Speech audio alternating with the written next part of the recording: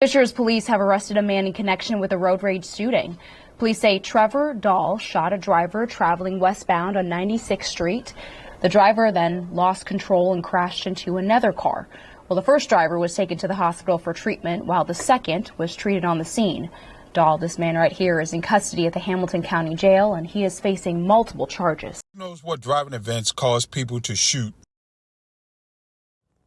Could it be when people cross solid lines and cut people off?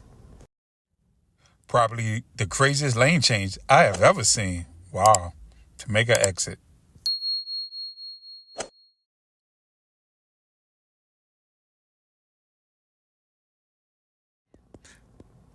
As you see, the white van cut off this car. Could this cause someone to shoot? Maybe.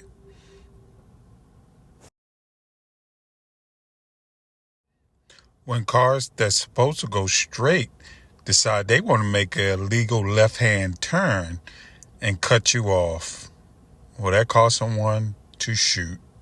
Maybe.